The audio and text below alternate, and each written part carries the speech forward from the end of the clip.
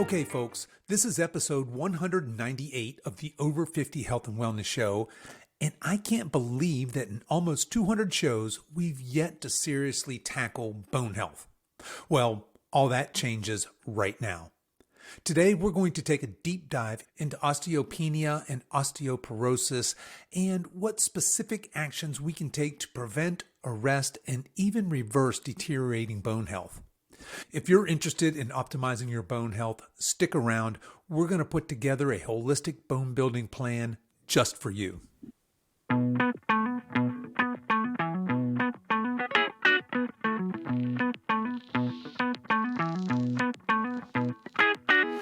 Hello and welcome to the Over 50 Health and Wellness Show. I'm your host, Kevin English. I'm the founder of the Silver Edge, and our mission is to help you build and maintain a lean, healthy body that you love for the rest of your life, so you can show up in the second half of your life as the healthiest, strongest, most vital version of yourself.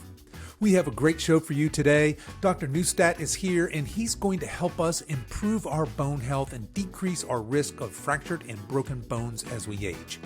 But before we get to that, I want to let you know that this episode is brought to you by the Silver Edge. The Silver Edge is my online nutrition, exercise, and lifestyle coaching business, catering to those of you over 50 who aren't ready to give up and buy into the common narrative of it's all downhill from here. At the Silver Edge, we take a health-first approach to working with our clients to help them build lean, strong, vital bodies that last. Look, there's no shortage of lose weight quick coaches and programs in the world, but here's the deal. You can either lose weight quickly or permanently. So if you're tired of losing and gaining the same weight over and over again, if you're tired of constantly dieting, or if you have a poor relationship with food, exercise, and your body, then I invite you to book a call and see if our services are a great fit for you. The easiest way to do this is to head over to silveredgefitness.com and click on the coaching tab, or you can just shoot me an email at coach@silveredgefitness.com. Okay, enough of that. Let's get on with today's show.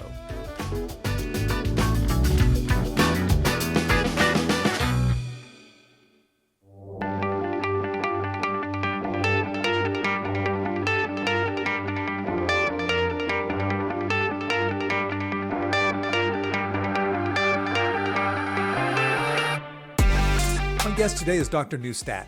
Dr. Neustadt is a naturopathic doctor, an author and speaker, bone health expert, and he is the founder and president of Nutritional Biochemistry, Inc. He has published over 100 medical articles, written 4 health and wellness books, and is now a #1 Amazon best-selling author in the field of osteoporosis.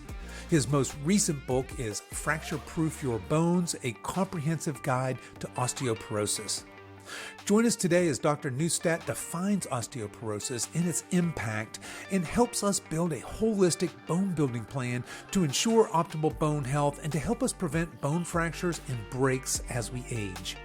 Without further ado, let's meet Dr. Neustadt. I had no desire to go into medicine. I was working as a project manager for different software companies in the Seattle area, and I started, though, to get sick. I was interested in health. I was interested in integrative medicine already, nutrition. I exercised a lot. I was doing a lot of rock climbing and backpacking and loved gardening. And when I got sick, I went to my medical doctor he became my medical doctor only because there was a list of doctors my insurance company would pay for. I didn't even have one. I didn't know who this person was. Walked in the room, and my experience really left me feeling quite dissatisfied. When I walked in the room, I had questions. I wanted to understand what was happening to me and what I could do to work with my own body, what I could do to help myself. And when he came in, it was evident that he was getting tired quickly of my questions.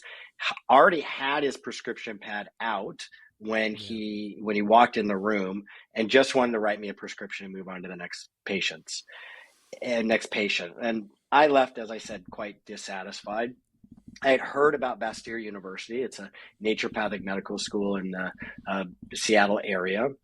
And I said to myself, well, let me see what these people have to say. So I made an appointment and got an incredible attending physician with 2 student clinicians. They spent 45 minutes with me, answered all of my questions, And at the end of that period of time, in addition to providing some nutritional recommendations and some supplements and herbs, things that I could do for myself, the attending physician looked at me and he said, I need to quit my job.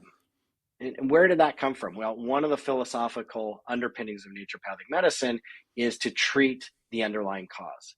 And in that amount of time, he learned from me with his questions that what was happening to me was primarily caused by chronic stress and me really being in a career that I didn't love, that I wasn't satisfied with it. And that was starting to create health problems for myself. As we know, it's well documented. Chronic stress is a risk factor for many diseases, as well, frankly, with osteoporosis, which we'll get into.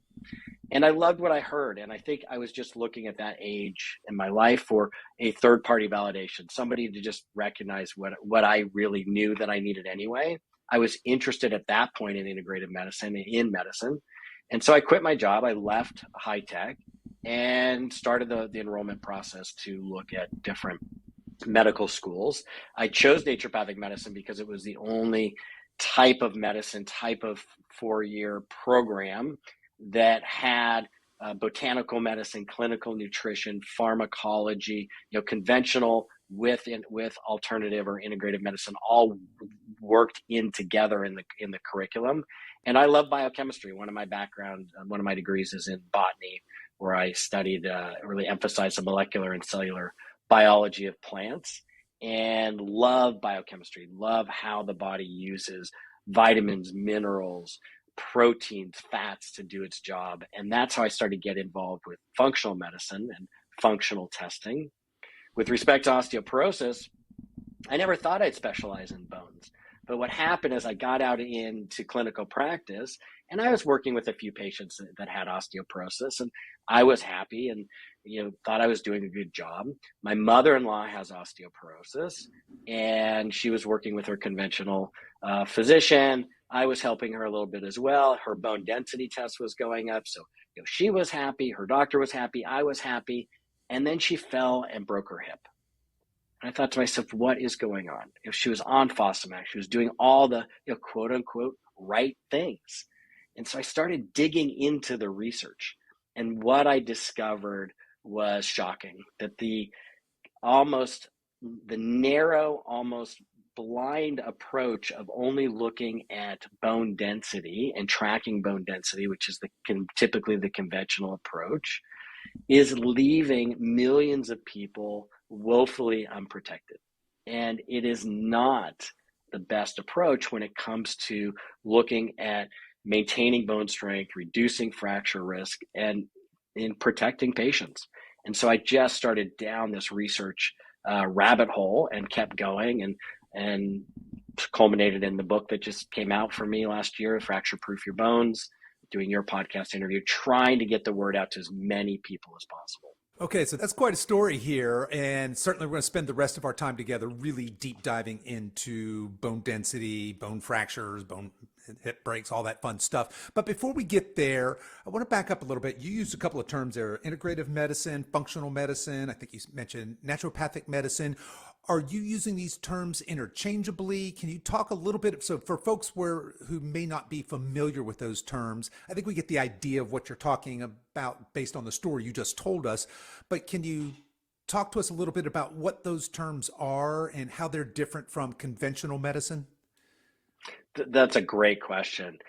They're not completely interchangeable, but there's a lot of overlap. So let me start with conventional medicine, because I think that's something everybody is familiar with. It is this typical approach when you go to a conventionally trained doctor, and usually what they have at their disposal are drugs or surgery. That's typically what they recommend. If they say, oh, you should exercise, or when it comes to osteoporosis, take calcium and vitamin D, that's the extent of their recommendations, or they then begin to refer out.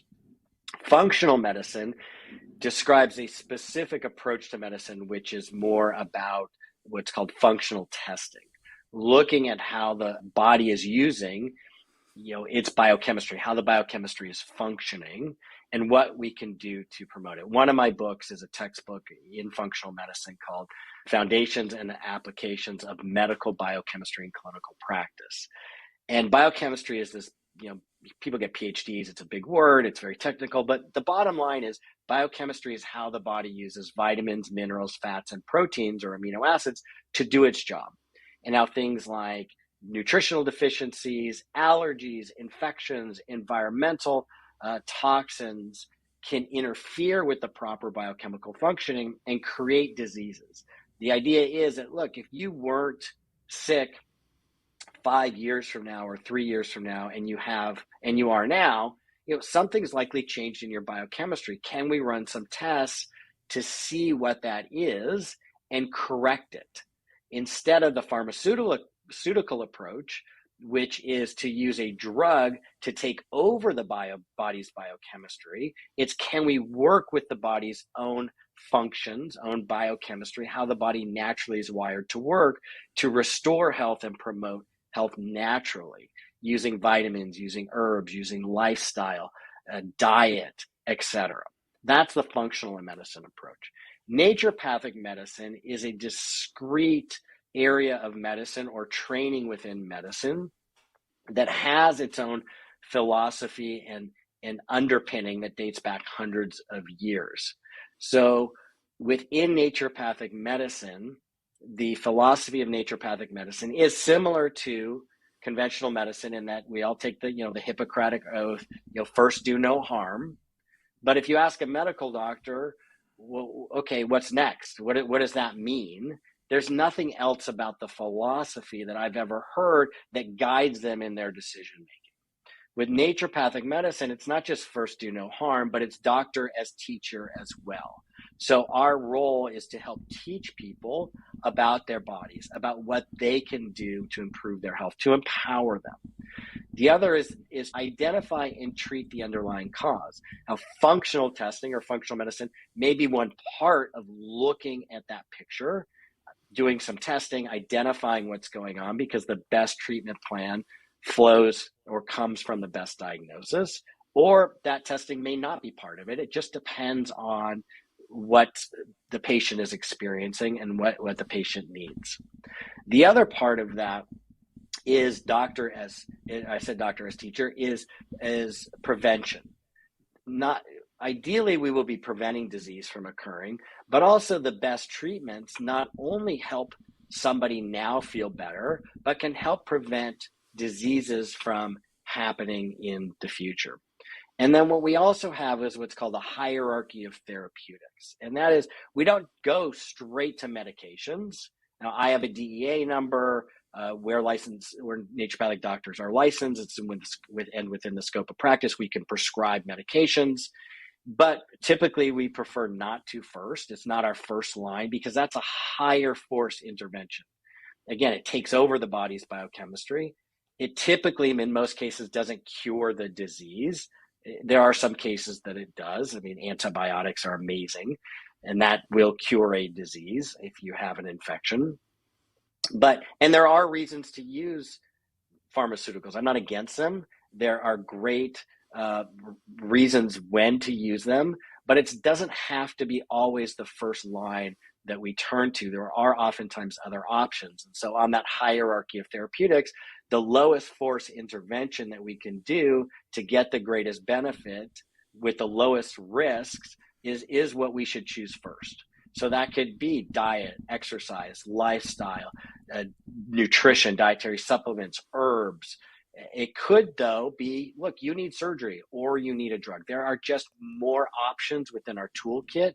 We are trained in integrative medicine. And this goes to your question, is define integrative medicine. Well, there is no real formal definition of what integrative medicine is. You have clinics out there that they have conventionally trained doctors on staff, and they bring in a massage therapist and they say, oh, we do integrative medicine. So integrative medicine is really just a term that means you're picking more than just the conventional approach. From its widest point of view, integrative medicine to me means you're going to use what works, from different areas of expertise, looking at the research. And it may not be naturopathic medicine. It may be Ayurvedic medicine. It may be Chinese medicine. All of these things can work together in a way to help patients feel better. Fantastic. And thank you for that explanation. That is far and away the best and most thorough explanation I've heard of kind of defining those terms, because they get thrown out a lot. I think they're marketing terms, A, and B, just as in the health and wellness community, they certainly, that those are trendy type terms. So you had mentioned doctor as teacher, healer, and prevention, and I really like that, and I think that as our backdrop here, we're going to enter into this conversation about bone health and osteoporosis. But before we dive deep into osteoporosis, let's back up just a little bit. And can you talk a little bit about bones? What are bones and what defines healthy bones? And then what happens maybe when they're not so healthy? Let's just kind of set the stage here first with a discussion about what are our bones? What a great question. I've never had that before, and I love that question. It sets the foundation, and I think Sure. for everything subsequent that we'll talk about. I think everybody understands that a bone, are these long, hard things in the middle of our arms and our legs, our femur, our radius, our ulna in our forearms. They help us walk. They allow us to bend down and stand up and hug our loved ones and jump and run and enjoy our lives. But they're more than just keeping us upright and allowing us to move around. Our bones are complex tissues. Most people, I think, when they think about bones, think about calcium and minerals in bone. And the reality is that bone is more than just its minerals. Minerals give bone its hardness, but there are over 200 proteins in bone. It's not just minerals. One of the most prevalent or the highest concentration of protein in bone is collagen, type 1 collagen in bone. And then again, there are about 180 to 200 additional proteins in bone besides collagen. But it's not just structural, it's also functional. Bone is functional. So within the bone marrow, it produces our red blood cells, our white blood cells for our immune system, and our platelets for healthy blood clotting. And it's not just, it does other things too. Recent research has begun to illuminate the role of bone as producing hormones that we can use. There are certain substances that bone produces, like osteocalcin, that has been shown to affect the pancreas and improve insulin resistance in the pancreas in animal models. We don't have human studies for that yet, but there is extra skeletal roles for the bone. It communicates with other areas of the body, including the gut. There are serotonin receptors in the bone and melatonin receptors in the bone. And many people don't realize, but the majority of serotonin and melatonin are not produced in the brain. Those who are familiar with those chemicals, they're hormones. Melatonin helps people fall asleep, helps them get ready for sleep. In fact, it's sold as a dietary supplement. Serotonin is known as a happy chemical, but there are many different types of serotonin receptors in the body, and it has different effects in different areas of the body. Most serotonin is not produced in the brain. It's produced in the gut, where it then goes to the bone, and it has specific effects on the bone as well. So the bone, bones, as I found out, and I've really come to appreciate and become quite passionate about, it's more than just these hard things that help us move around. Well, thank you for that. That is fascinating. And I knew that there's got to be more to bones than just it's this rigid structure that keeps me upright and my tendons and ligaments and muscles are attached to, right? And that's fascinating stuff. And as we learn more and more about the human body and the gut and its connection to things as well. And I love the fact that you mentioned there's actually what you call a gut bone connection here that we're just finding out. You've got these serotonin and melatonin receptors in bone, all fascinating stuff. So thank you for that. I thought that would be a good foundation for us before we jump into the meat of this conversation here. So in your book, fracture-proof your bones. You talk a lot about osteoporosis, and you had mentioned early on how you got into this. So let's talk a little bit about, I guess, the default for, let's just call it conventional medicine, is going to be this bone density test. And that's long been how we're going to determine whether we're at risk or whether we have osteopenia or osteoporosis. So what is osteoporosis? How is that defined? How do we know if we have it? How prevalent is it? Let's get a little background there, and then maybe we'll go into bone density after that. So osteoporosis is a is a disease of bones that weakens bones and increases the risk for fractures. The gold standard and the diagnostic criteria for osteoporosis is getting a bone density test. Now, there are about 53 million Americans currently with osteoporosis or osteopenia, which is pre-osteoporosis, meaning you've begun to lose some bone density, but it hasn't gotten to the point where it's considered osteoporosis yet. Now, that's in the US alone. Globally, osteoporosis is only second to cardiovascular disease as a health challenge. In every 30 seconds, in fact, someone with osteoporosis breaks a bone. And it's really that breaking a bone that is the most dangerous thing. If you have osteoporosis and fracture your hip, there's up to about a 36% chance that you're going to be dead within a year. And those people who survive, about half of them never regain their pre-fracture level of mobility. And in fact, if you're a woman, your risk of an osteoporosis fracture is greater than your combined risk for breast, uterine, and ovarian cancer. And so I think it's a disease that's not, unfortunately, on everybody's radar, not even clinicians' radar, because studies have shown that up to about 95% of patients who are eligible for screening are not getting screened. Most patients are not getting screened for this. And one of the things I hope to do is raise awareness about that people do go and get screened, and when should they get screened, and how to interpret the results.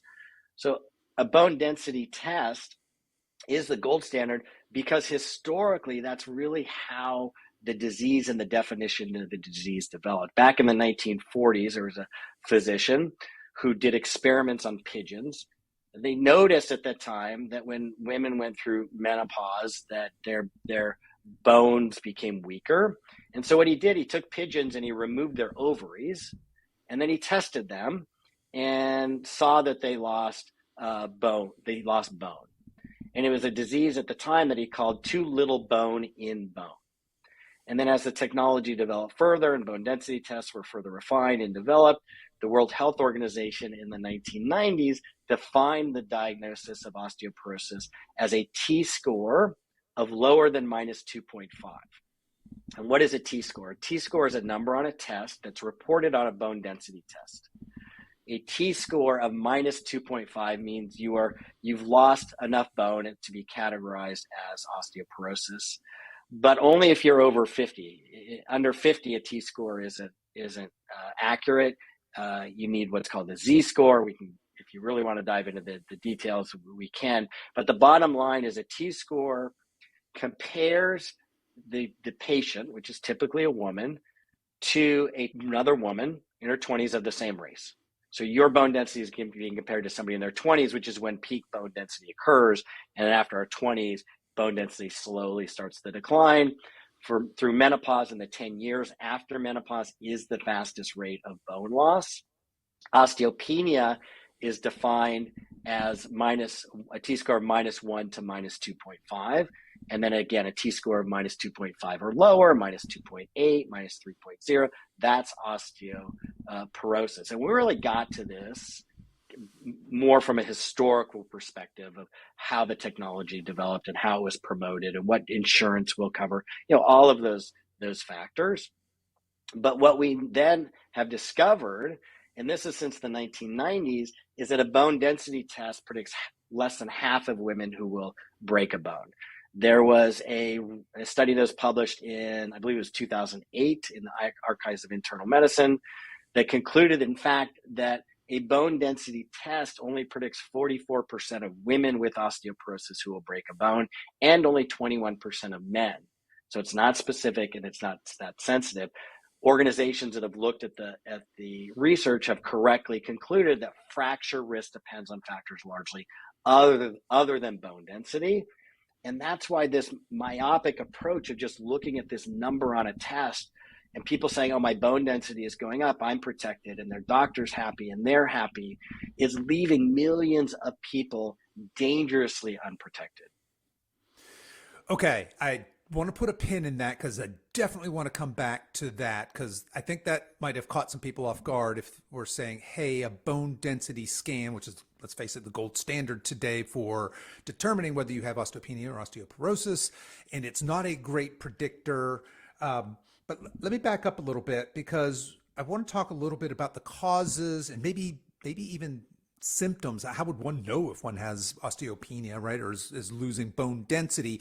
Now, you had made some reference to the Pigeon study, and then later we know that this occurs often in postmenopausal women, so we can make an inference that maybe this is lack of estrogen. But what's causing bone density to decrease?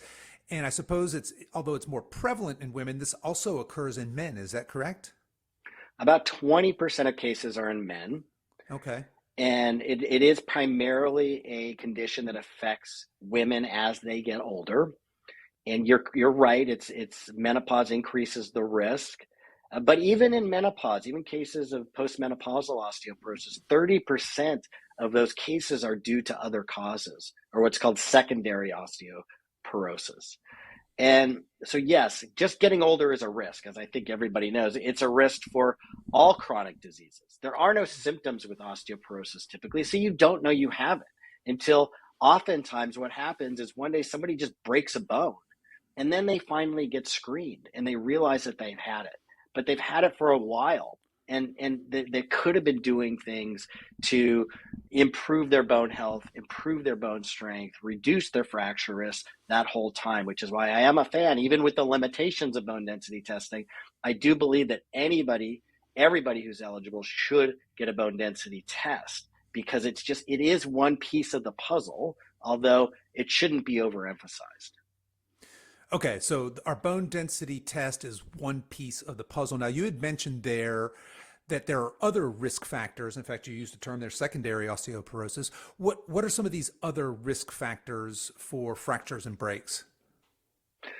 So risk factors for osteoporosis and osteoporotic fractures, there's a long list of them. One is what are called comorbidities or other diseases. There's a list of other diseases that cause osteoporosis. So irritable bowel disease like ulcerative colitis and Crohn's disease, autoimmune diseases, cancer can increase the risk, especially the cancer treatment. So treatment-induced or medication-induced osteoporosis is a big blind spot currently with the conventional system. A study was done a while ago that looked at the women who were admitted to the hospital with a fracture, with osteoporosis. They looked at the medications they were taking in the 3 months prior, and then what they were discharged with after, what they were taking after the hospital. They found out that over 70% of those women were taking medication that either damage their bone and increase their osteoporosis risk, or increase their fracture risk, or increase their risk for falling. Now, 95% of fractures occur because somebody falls. So any drug that increases your risk for falling can be a very dangerous situation.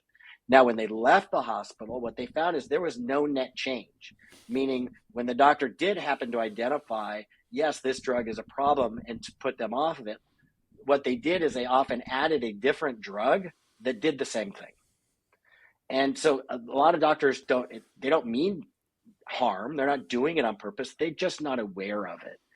One of the most common categories of medications that I see all the time people are put on and never talked about the bone damaging effects of are the antidepressant medications, specifically the selective serotonin reuptake inhibitors, SSRIs and SNRIs. Anything that increases serotonin increases the risk for fractures. There have actually been a couple quite a few studies done, 2 meta-analyses, which is where they pool all the data from other studies and look to confirm the conclusion.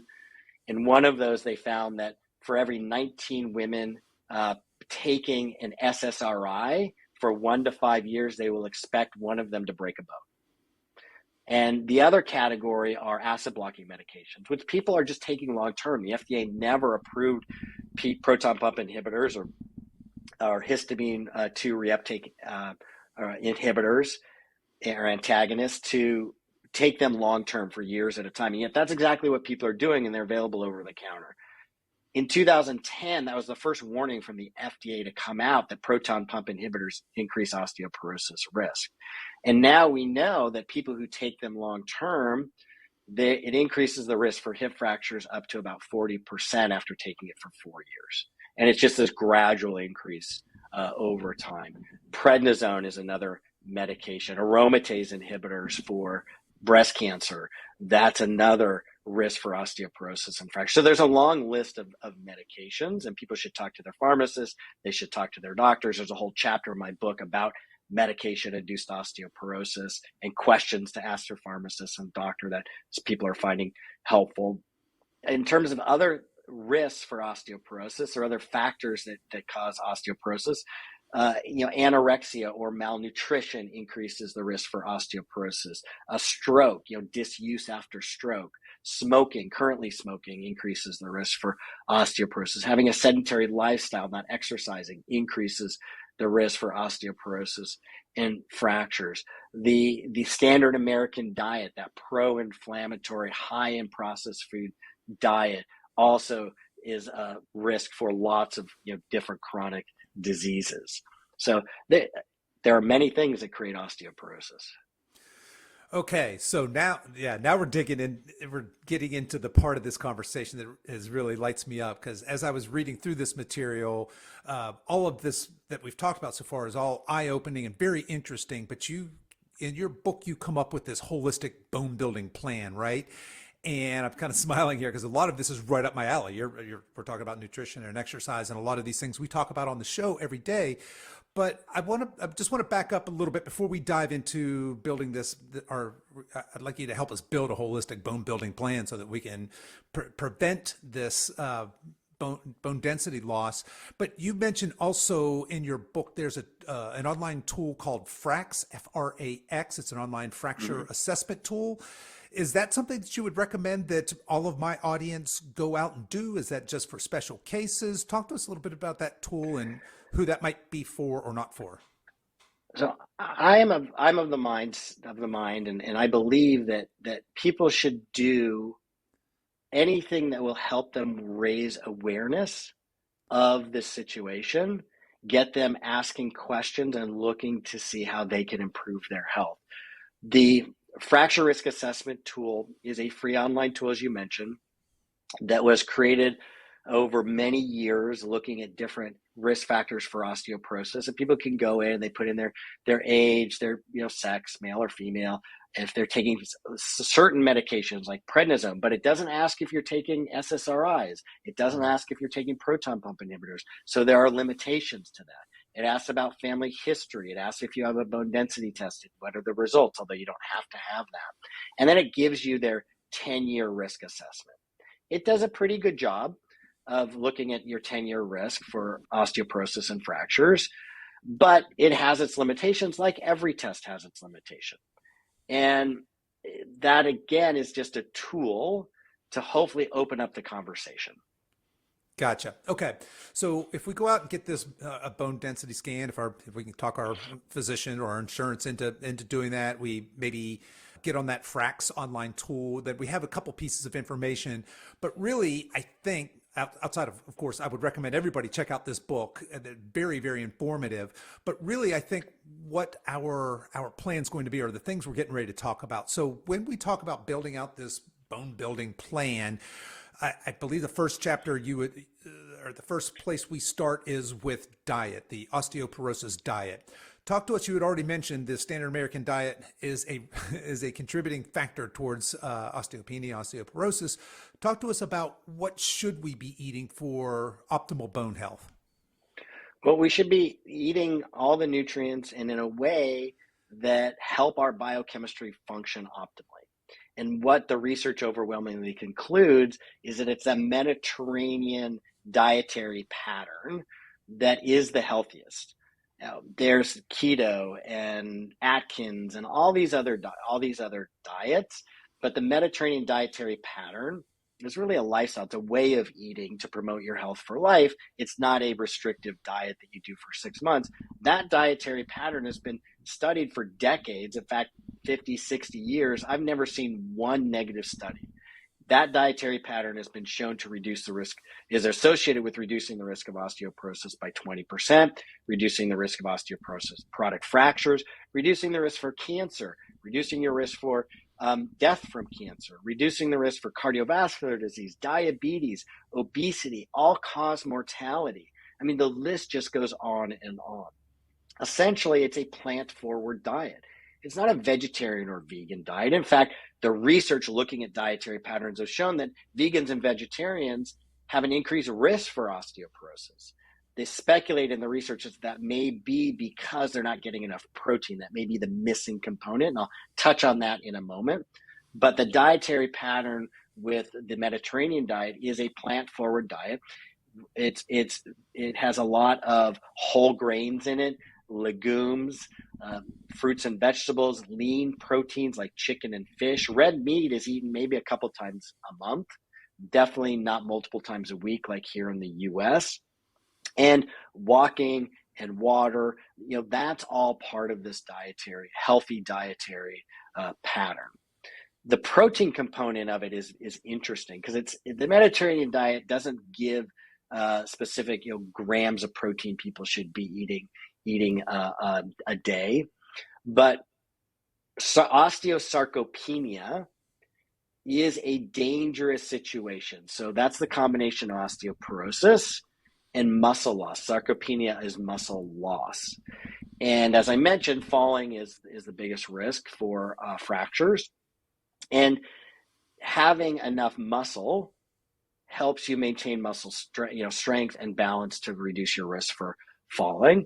And what the research has shown is that people with osteosarcopenia, that's the combination of muscle loss plus osteoporosis, have a greater risk, significantly greater risk for fractures. And the US RDA for protein tends to not be sufficient for protecting bones and protecting muscle as people get older. So the research really, and I go through this in my book, I have people calculate how many grams of protein should they be getting a day. Even when people say, I eat a great diet, and maybe they are eating plenty of whole foods, but when I ask them then about do a diet recall and look at how much protein they're eating, nearly 100% of the time, people, despite what they think they're getting, are not getting enough protein. So when I go through my osteoporosis diet, which is really a diet to support health all throughout the body, I have people focus on just two things. I like to keep it simple. It's plants and protein. Dietary fiber, getting at least 30 grams of dietary fiber a day, that's found in whole foods, whole fruits and vegetables. The fiber is helpful for promoting healthy microbiome and improving your gut health. It also helps regulate blood sugar, but it's where that fiber is found. It's found in those whole foods that also have the vitamins, minerals, other plant nutrients and antioxidants that helps your bones and all parts of your body just work better. And then the protein component, making sure you're getting enough protein. So there are handouts in the index about how much protein is in different foods, how much fiber is in different foods. And that's really the emphasis of the Mediterranean or my osteoporosis diet. And I tell people, look, don't change. Most people, this is a big change for them. Most people are eating the standard American diet. Don't change overnight because huge changes done immediately tend not to be sustainable. And this is really something you do over 4 weeks or 6 weeks because it oftentimes requires people, shopping differently, cooking with different spices, getting different snacks. And so it's a gradual thing because you want to develop this habit of eating this way to promote your health for the rest of your life. Yeah, fantastic. I love all of that. I love your prescription of plants and protein, just keeping it really simple and advising people, look, let's not boil the ocean, that those drastic changes that many of us make on January 1st, they tend not to last, right? But making Right. small changes, let them become habits and doing that over time. Absolutely love all of that. And I've found that in our practice as well, as we bring in new clients, nutrition coaching clients, and we do one of the first things we do is, hey, we're going to weigh, measure, and track all your food. I know it's a pain in the ass, but we're going to do that at least for a week so we get a baseline. How much are you eating? How much of that's protein? And we find, especially in our population, which are basically 50, 60, and some 70-year-olds, they're almost all under eating protein, and including below the minimum RDA. And of course, we're in a older, healthier population trying to build muscle or bone, right? Bone density. We want to bump up that protein. So absolutely love that. Now, you brought up a fun term here, osteosarcopenia, which is the exact opposite of what we want over 50, right? We don't want decreasing muscle mass. We don't want decreasing bone density. And you briefly mentioned a little bit about movement there, but what is an exercise prescription for building bone density? And what are some ways that this movement might help us avoid fractures and falls outside of just increasing bone density? Exercising is a conventional prescription for osteoporosis. It's recognized that people should be exercising. The challenge becomes most doctors, conventional, MD, naturopathic, integrative, functional, whatever you want to call it, tend to say go exercise, but then don't give any specific guidelines for doing it. And the challenge becomes when you have osteoporosis, that exercise can actually increase your risk for fracture. So you want to be careful. When you were younger with strong bones, pre-osteoporosis, the risk was not as great. But even certain yoga poses like a pigeon pose, where you've got one leg crossed over the front and I don't know, you're familiar with it, you lean forward to kind of stretch your glutes and your lateral rotators, that puts a lot of stress on your pelvis, and that could increase a lot of pressure on your pelvis. That could increase the risk for a pelvic fracture, a hip fracture, if somebody has severe osteoporosis. You definitely don't want to be doing any headstands. So there are certain guidelines. Even Pilates done wrong may be a problem. So I really recommend people start with something that everybody should be able to do, and that is walking. Just walking. The research is clear. You don't need 10,000 steps a day. I love when I see on the internet or people say to me, the latest health truth. You've got to have 10,000 steps a day. I've been asking for years, do you have a study? Can you show me a study? I finally found some studies. There have been several done now, and that's just not accurate. That the recommendation of 10,000 steps a day, I found out, interestingly, was started by a marketing person in a Japanese watch company trying to sell their watches. Yeah. It wasn't based on any studies, no epidemiological data at all. What the research shows is that walking 7,000 to 7,500 steps a day, which for me is a lot more attainable. 10,000 steps always seemed a bit overwhelming. 7,000 to 7,500 steps a day reduces the risk for all-cause mortality. That means death from anything, including osteoporosis, by 50 to 70%. That's incredible, just by getting up and moving your body. And it's cumulative. It doesn't have to be in one setting. It doesn't have to be all at once. You'll park further away in the parking lot and walk further. So things like that. I've got a tracker here with my iWatch. I track my steps, and it's not even every day necessarily I get there, but it's an average of what you can do. Now, beyond that, I really recommend people find someone to work with in their area who understands how to work safely with somebody with osteoporosis. There are no clinical trials except for one. There was one clinical trial done, I believe it was in the 1990s, that looked at fractures and exercise. So that's it. There is just an absence of data. That one study, and it's in my book, they had women for 2 years, 1 year or 2 years, one or the other, I forget, do 4 different types of exercise. One was flexion, like sit-ups. The other was extension. And one is in a chair, extension in a chair. The other was sitting in a chair, bending down, bending forward. And the other one was extension, like the Superman pose you may have heard of, or you're laying on the ground with your arms behind you. And what it showed is that the flexion exercises, the women who did that, those push-up, or not push-ups, those sit-up type exercises, bending forward exercises, they had a significantly higher risk of fractures and significantly more fractures over that time period than the women who did the extension exercises. And that may be because we're already putting a lot of pressure on our vertebrae. People tend to be, they sit all day, they're over, forward flexed at all, hunched over. So you get what are called anterior wedge fractures occur on the front side of the spine. So that may be what's going on. But my point is that it's important to work with somebody who is familiar with working with patients with osteoporosis to create a custom plan for you that makes sense. And there are people who do this around the country, in person and also virtual sessions, that sort of thing. But there are lots of options you can do, even just modifying your routine around the house to do some types of exercises around the house.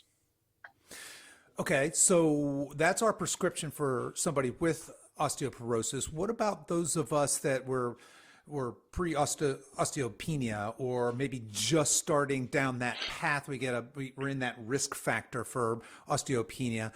Is strength training then, just classic strength training, appropriate? Is it effective? Because there's a lot of exercise we could do, right? I mean, clearly we should all be walking, period, for all of the wonderful benefits. But when we think about being strong, healthy, capable, vital, as we age, certainly strength training has a place there. What is that place when it comes to optimizing bone health as opposed to somebody who's already way down that path and needs that more therapeutic prescription for movement? So the short answer is we don't know. There are no studies that I'm aware of that have looked at the amount of exercise and the type of exercise and followed those patients for a decade and looked at the specific type of exercise they were doing and determined which is the healthiest or which is associated with better bone health. That just doesn't exist. It would take a huge amount of patients and over a very long period of time. If you have osteopenia already, what's the safest or best exercise? Again, the data just isn't there. We don't know. What I do know, a lot from my own personal experience of getting older, I'm 55, is that as I've gotten older, the functional exercises, not necessarily going into a gym and lifting weights, are healthier for me, and I believe reduce the risk for injury, of muscle injury and tendon injury as well. So things like gardening is a phenomenal exercise. Things like Pilates can be amazing. There's a new exercise company near my house. I believe they have franchises or studios around other places as well, called P-Volve, which is more functional resistance training. And so there are different things that people can do. The bottom line is you need to increase your balance and maintain or improve your strength.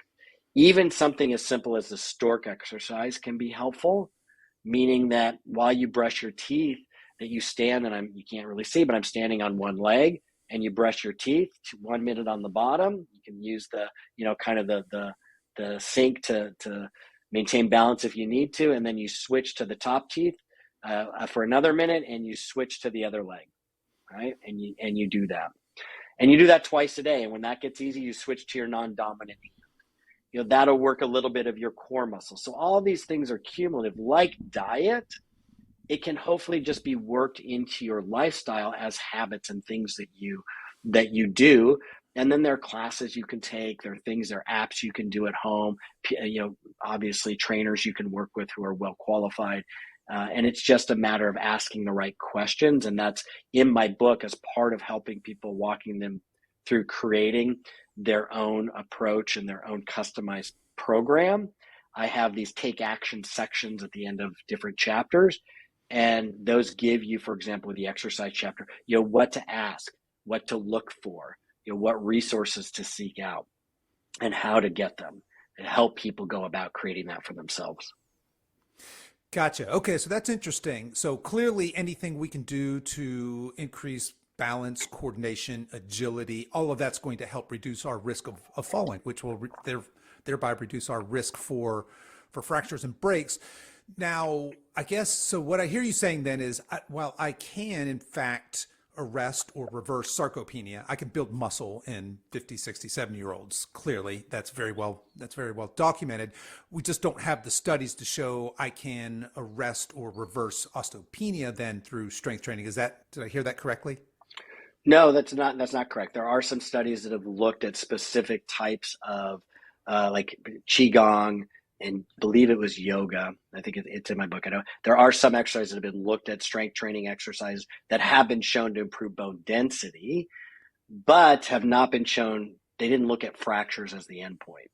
So for Gotcha. me, and I go through this over and That's over in the book, it's very simple. The most important question that people should be asking themselves, their clinicians, anybody who's recommending anything with them, whether it's diet, exercise, supplementation, pharmaceutical, has it been shown to reduce fractures? Has it been shown to maintain strong bones as indicated by reducing fractures in clinical trials or even epidemiological research? Because just improving bone density is not a great indicator that it actually reduces fractures. And that goes back to the story of bone, that it's more than just minerals. In fact, if the only thing in bone were minerals, it would be brittle. It'd be like a column of chalk. It's that collagen, the proteins, that extracellular matrix in bone that give bone its actual its actual quality and ultimate strength. In fact, with healthy collagen in bone, collagen is flexible. Its tensile strength is stronger than steel. mm, That when you have healthy collagen and healthy bone minerals and you fall, what happens is the impact of that fall gets dispersed over a wide area, a wider volume of bone, and the bone actually can deform a little bit, absorb that impact and disperse it over a wider area and not break. So that's why the story is more complicated than just yeah. minerals. But the question is very simple. Has what you've been telling me to do, has it been shown to reduce fractures? Or even with a test, well, to get this blood test done, well, how well does it predict fractures? And that's another, it all goes back to the story of fractures. So if that doesn't exist, that data doesn't exist, and we only have bone density data saying, oh, well, this does improve your bone density, well, that's second best. It's not the best, but it may be the Gotcha. best that we've got. That's basically going full circle then. That's you started this discussion, I think, basically in that space saying, hey, what we have today in conventional medicine is this bone density test. It's not a great predictor of fractures. And that's really what we want to get to.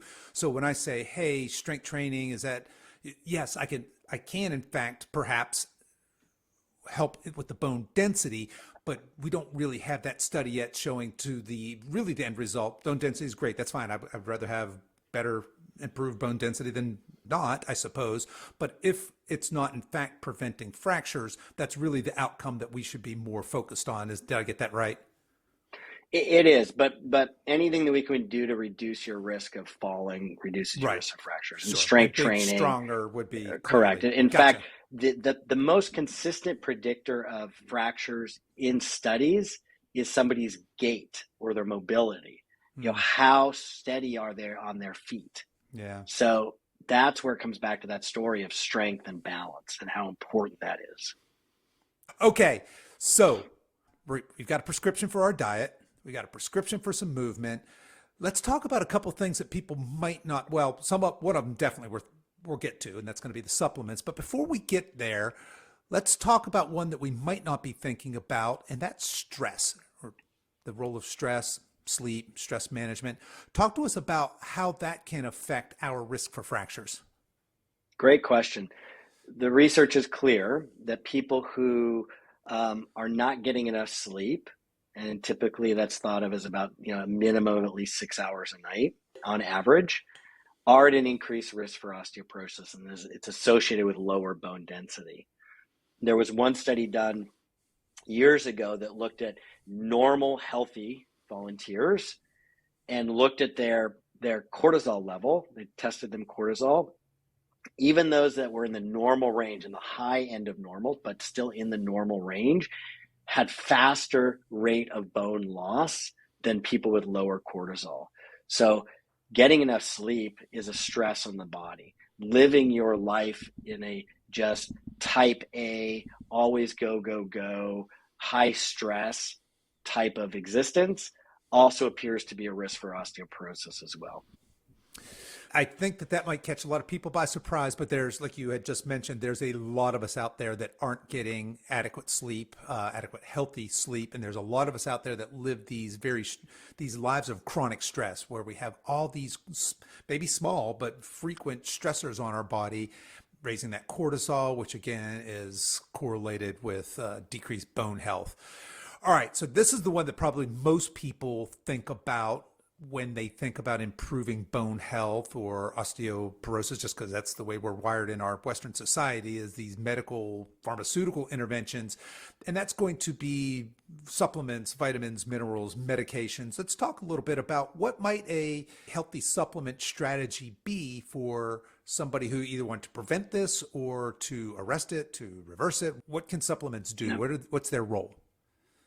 So first of all, the FDA defines dietary supplements as a supplement to a healthy diet. So I'm a fan first of always that why diet is first in my book is because that's the foundation, and the supplement should be there to supplement a healthy diet. Now, also, according to the FDA, dietary supplements are not approved to diagnose, treat, prevent, or cure any disease. So I want to be very clear that the dietary supplements and the nutrients I'm going to talk about have not been approved by the FDA to prevent or cure osteoporosis or any disease. What I can say is there is a huge body of research of clinical trials on nutrients and their health benefits. And that's what I review in my book in the context of bone health. Now, it goes back to the question, have these nutrients been shown to maintain strong bones as indicated not by a number on a test, but by the number of fractures in volunteers in these clinical trials? And there are lots of bone health supplements out there, products out there with different nutrients in them. But which ones have actually been shown to work? Well, there are only 4 nutrients that have actually been shown in clinical trials to maintain strong bones as indicated by fewer fractures. Calcium and vitamin D have been shown to maintain strong bones, again, as indicated by fewer fractures, by about 18, maybe 20%, right? Then there is a form of vitamin K2 called MK4. People are familiar, if they're familiar with MK2, they probably also heard, or vitamin K2, they've probably also heard of MK7. There are 2 forms of vitamin K2 found in dietary supplements, MK7 and MK4. Now, they're different molecules. Vitamin K is a category. So a lot of people don't realize that. Like vitamin E is a category. There's not just one vitamin E. There are multiple types of vitamin E. Vitamin K2 is a category, and the types of vitamin K2 molecules are designated by numbers. So there are quite a few, but the most common that we see in supplements, the only ones in supplements, are MK4 and MK7. While they have overlapping activities in the body, they're not the same molecule. And what we know in biochemistry, if you change one carbon atom, you can get different activities from that molecule. And that's what we see here. There's overlap in some of their benefits, but they also have different activities in the body as well. When it comes to supporting bone health, MK7 has not been shown in looking at the research, clinical trials to promote healthy bone density or improve bone density, only slow how fast you lose bone. And there are no studies showing that MK7 maintains strong bones as indicated by reducing fractures. None at all. MK4, on the other hand, there are 25 clinical trials at least that have looked at this issue and determined that not only does it stop or promote healthy bone density and improve bone density, but many studies, I think at least 5 or 7, have determined that it maintains strong bones as indicated by fewer fractures in volunteers, up to over 70% fewer fractures in volunteers. In fact, it's been so well researched that since 1996 or 1995, it's been approved by the Ministry of Health in Japan for bone health. And so when I look at those nutrients in the clinical trials and the research on them, MK4 is the one that is the only one that's supported by the research and shown to maintain bone strength. MK7 has not been shown to maintain bone strength. So we've got calcium and vitamin D, MK4, and then the fourth nutrient is strontium that you'll often see in dietary supplements as well. Strontium in the US as a dietary supplement is available in a form called strontium citrate. But all of the clinical trials, including the safety studies, have been done on a form of strontium called strontium ranelate, which is approved in some European countries as a medication for osteoporosis. So strontium has been shown to improve bone density, but it's a mineral, meaning like calcium, it incorporates and gets into the bone, accumulates in the bone.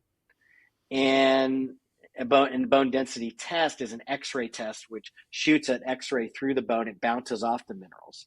Because it's bouncing off strontium, which is a different mineral and is heavier than calcium, it actually gives false bone density test results. So if you're taking strontium, the bone density test result you're getting is not accurate. Despite the limitations of the bone density test, I personally want it to be accurate. Now, that's, again, the test. It's a surrogate marker. What about breaking a bone? What about bone strength? There have been 6 large clinical trials with strontium ranelate. 5 of those showed that strontium ranelate can reduce vertebral fractures, but not hip fractures. Only one of those showed that it reduced hip fractures. So the overwhelming amount of the evidence shows that it's only good for vertebral fractures, not both. And also the safety of it for me is questionable. There's no clinical trials on strontium citrate, no safety data on strontium citrate. But what we do have with strontium ranelate is a review of the European regulatory data, and the clinical trials was published a few years ago that showed that strontium ranelate increases the risk for dangerous blood clots that can cause venous thromboembolus, pulmonary thromboembolus, blood clots in the lungs, stroke, heart attack.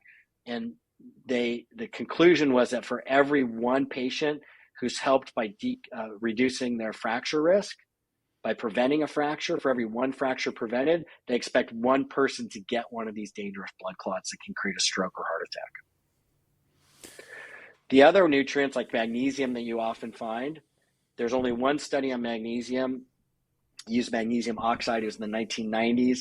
It did not look at fractures. It did improve bone density, but the studies that looked at that concluded over 70% fracture reduction with the MK4 only used MK4 or MK4 with calcium and vitamin D. Magnesium and no other nutrient was in it. I'm a big fan of magnesium. People typically should get it through diet. Maybe it's, if you need more, get a good dietary supplement, multivitamin. But in terms of just targeting, being very specific about bone, I wanted to create a product based on the clinical trials and the research that's targeted specifically to what the research shows is the most helpful. Everything else other nutrients that the body needs, yes, important, but not in a bone health supplement. Okay, so I think that most people we were expecting calcium because that seems to be the big one, and vitamin D perhaps behind that. And then you mentioned the MK4 and the strontium, what did you call that, ranelate? Strontium ranelate. Mm-hmm. Strontium ranelate. So very, very specific ones there. And if people didn't catch this, you also have a company that does supplements as well. And we're going to give a shout out where you folks can go and find that here in just a minute. But before we get there, I have one last part of this holistic bone building plan that we're building. We've got diet, we got movement, we're going to reduce our stress, improve our sleep. Now we know what supplements might be appropriate for us. This last one is another one that might catch a lot of people by surprise. It did as I came across it in your book, and that's social support, which has been coming up here a lot lately for a lot of reasons, specifically in our age demographic. How is social support associated with bone health? Great question. Social support has been shown to improve. It's associated with health overall, because people, when they have somebody else in their life that they're doing things with, it improves their mood, it gets them out moving around, but it also gives people a purpose. And so that's all important.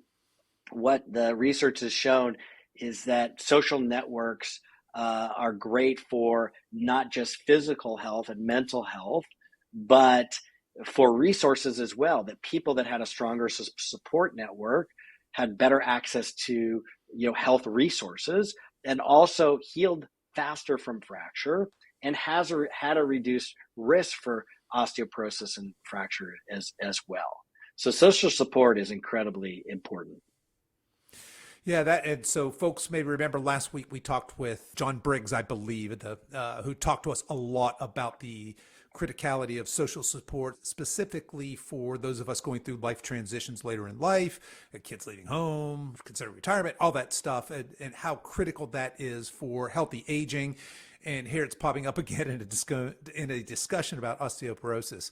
Well, John, as we're wrapping up here, what's next for you? What are you excited about in the future here? What do you got on deck?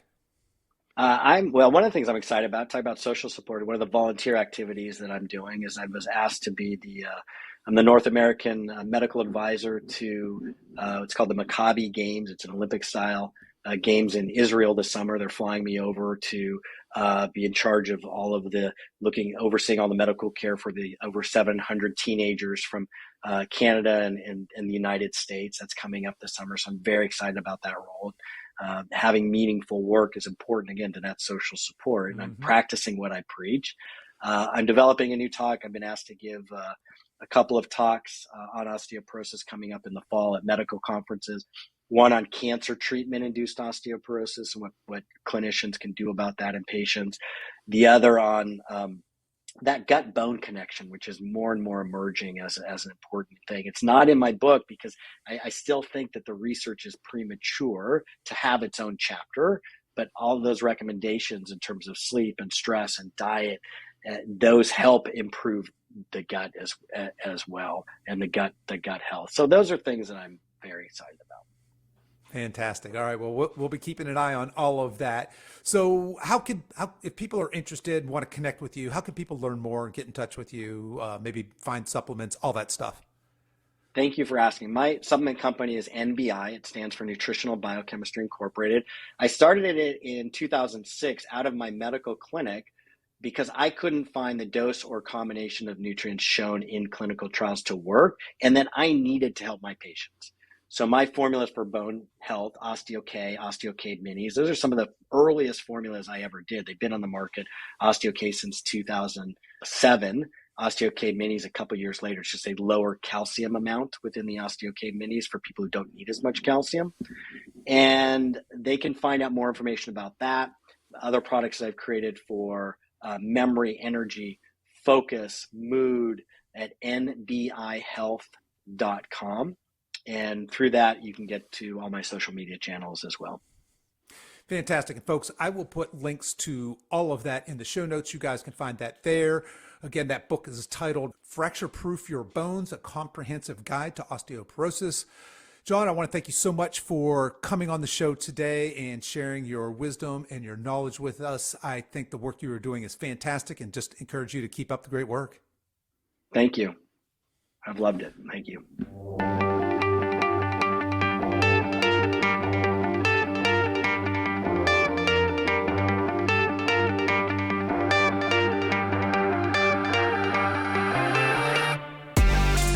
Okay, that's our show for today, folks. If you've enjoyed this podcast, I want to let you know that we have other free resources over at silveredgefree.com.